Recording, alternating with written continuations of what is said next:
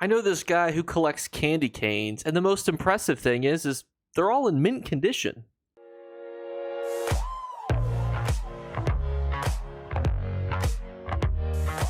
What's going on, YouTube? I was blessed today with a question that you guys asked via the YouTube analytics, and I have wanted to answer a question like this. I've talked about it before, talked about it on stream, kind of hinted at it, but a lot of people are confused about selling. People have been looking for a selling guide, and this is such a fascinating question because one of the most common questions I get is, I'm an X trader and I make X sales. What is the difference between a premier trader, like the ones that you're at here in Mournhold, versus a refuge, versus an overland zone?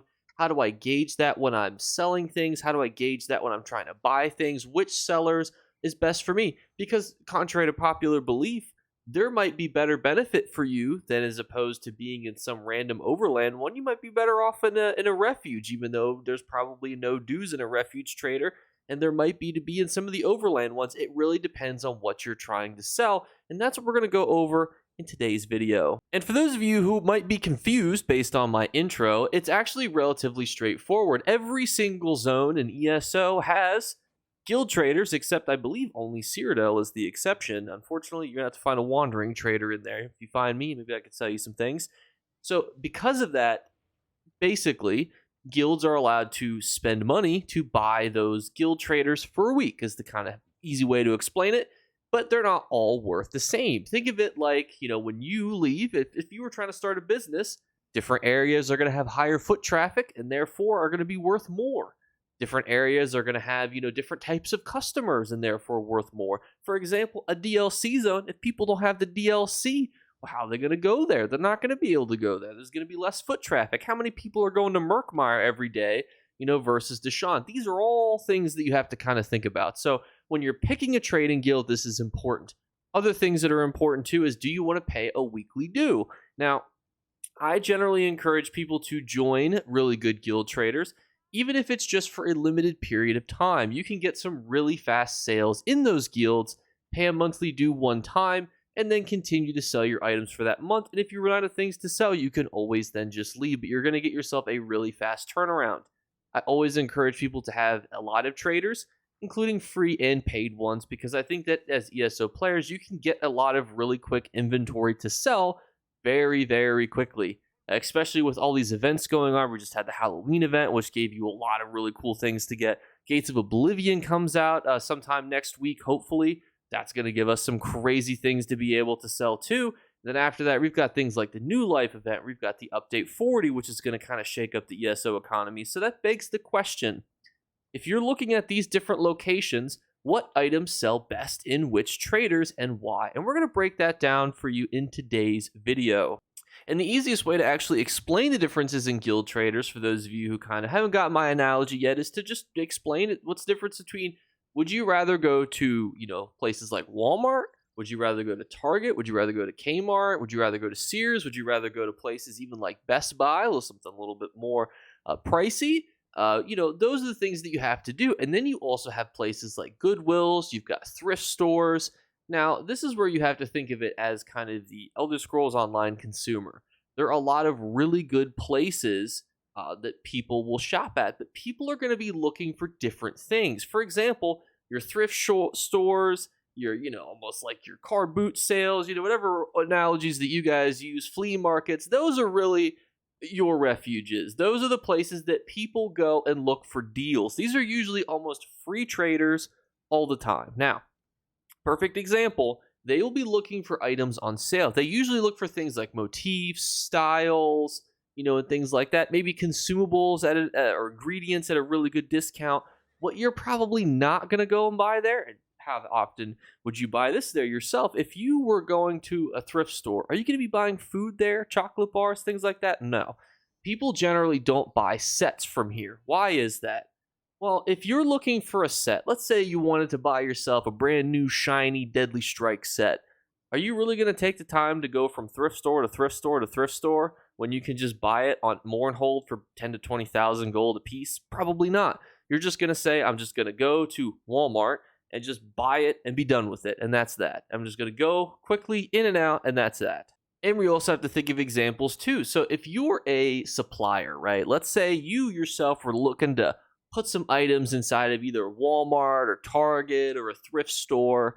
What items are you going to be able to put in those? And you're probably going to want to put it in a place where it can sell relatively quickly, clear out those shelves, refill the shelves. So if you're an elite trader, that's why I really suggest some of the major cities that we'll talk about specifics a little bit later. We're just kind of generally going over all the information right now.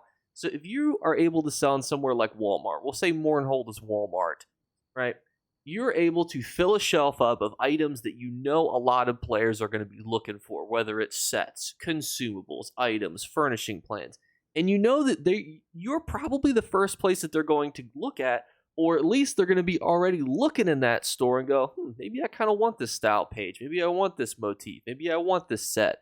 You're already going to get the benefit of the doubt for pretty much every single item. Whereas sometimes if you're in somewhere like a refuge, you might really start to struggle to sell those items. And it comes down to a really interesting concept that I think you have to kind of get in the mind of someone who's buying items on ESO to really understand.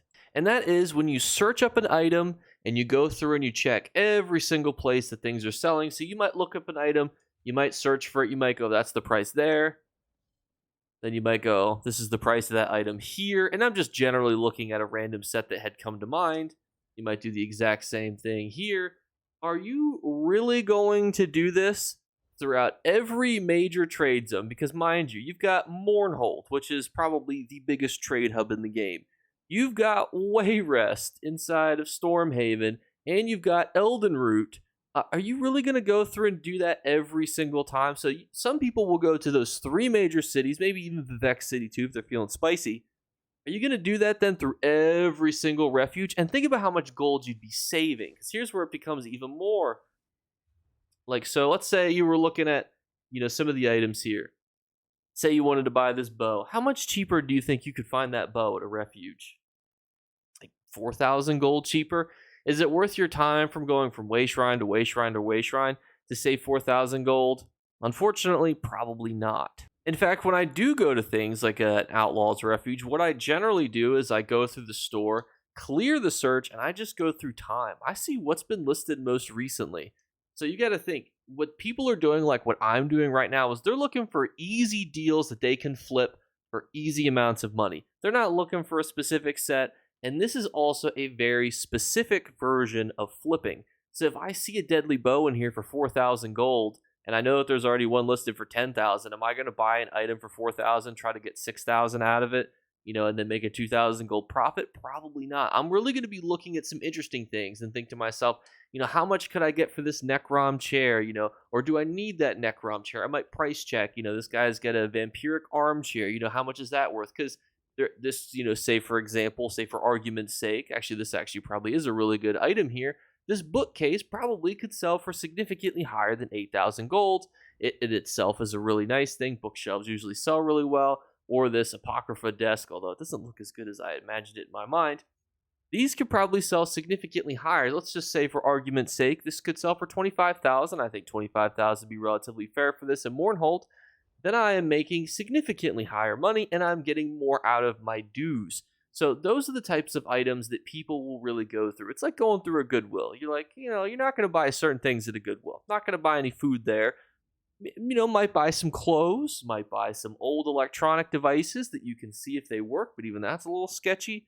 Even things like books, you might buy a book there. But when you go to places like Walmart, you're pretty comfortable in buying anything. And you're more so encouraged to do so. And the nice thing is if you're a seller, let's say you're, again, back to the analogy, you're selling stuff at Walmart, you're going to be able to sell stuff relatively quickly.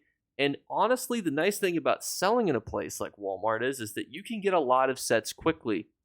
Say, for example, you're farming Vardenfell. Maybe you wanted to go get that item that's potentially worth 700 million gold from the Forgotten Waste, link in the description below.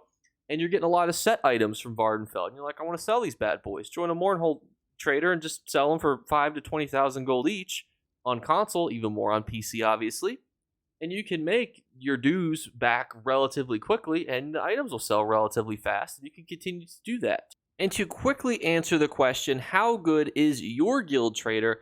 Ask yourself a very simple question. How many people are going to be walking past it how many people are going to go out of their way to get to it, and how many people have access to that zone. Is it a free zone? Is it a DLC zone? Is it a chapter zone that people have to pay more? But then again, too, chapter zones usually have a lot of foot traffic throughout them. Those are all things you have to consider. Think most critically, how far away is it from a way shrine and how many people are going to be going to it? Those are the easiest tips and tricks for you to go to. There's a big reason why it's really the main capitals that are the best guild traders. They're very close to way shrines. There's a lot of foot traffic. I mean, that's where you have to go to reset all your points and whatnot. The main story quest takes you there.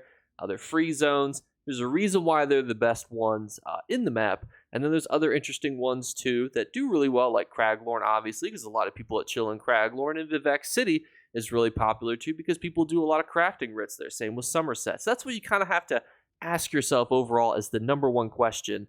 How many people are going to be going through this area? Another common question I get is Jake, I am constantly unable to, I can't tell what's selling. Watch your market watch videos, but I just feel like my economy is so crazy. How do I know what's selling? And this is the best tip ever, and that's just go to purchases. You can actually see what's been selling inside of your guild trader, how much it's been selling for, the stack size it's been selling in. So you can see sets, you can see items, everything that's selling. You can see this is within the last hour. You just hop on this bad boy, and then bada bing, bada boom, you are able to see all of the sales. You can see Platinum Dust has gone absolutely ridiculous before the new update. And you can see other sets too. Here, you can see the Gourmand set sold. You can see Dragon's Blood, Companion Rings. So if you're looking to kind of get just a general idea of what the economy's doing, always just look in the purchases of your guilds. And the beautiful thing about this too is this works whether you're, a Goodwill seller, a Walmart seller, or something in between. You can see what people are looking for and buying in your specific guild traders that you are in. Whether it's free one, a paid one, or a cheap one, you're able to see the direct information that you could be making profit in. And so all of this boils down to what is the best trade guild for you. And I encourage everyone to start in some free ones. I know that might seem contradictory because sets are the easiest thing that you can sell, but I also think too that you can sell a lot of other things in some decent traders here. Like, this one in Solitude at the very top here is a perfect example. You could easily sell some decent items in there, make a little bit of profit, and determine if you want to be someone who worries about filling guild slots to sell every week, or if you just are happy with farming gold however you are. I think that everyone should be in at least a few, because I think it's a great way to sell excess items. And then if you find yourself really interested in kind of taking it to the next level, Mournhold is definitely the place to go. Obviously, Wayrest, Elden Root are also great. Vivec City is another really popular one. And because of that, you can easily sell a whole lot more things. And again, it comes down to the biggest benefit, which I actually analyzed in another video that I'll link below, where I compare the sales of a free guild trader versus a paid one, like the Best in Slot guild trader. You're able to see the difference in how fast you're able to relist items. But if you're not someone who's going to be selling, hundreds of items a week, you might not need to be in as many. And that's what it's going to kind of come down to for you. The other unfortunate thing, too, is if you're in things like trial guilds that don't have guild traders, you kind of have to weigh those things against it, too. I don't necessarily want to be in a bunch of trade guilds because I want to be in some social guilds. But this is how you can sell items. And this is kind of how the ESO market works on a grand scale. If you guys obviously want follow-up breakdown videos on more information about how we break down traits, how we kind of gauge all of those things, we could obviously do a follow-up. I wanted to keep this a little bit more holistic, though. That way we didn't get too far into the minutia. And obviously, too, we do live streams. I answer all your comments that have questions, so you can always put, your specific questions in the comments below as well.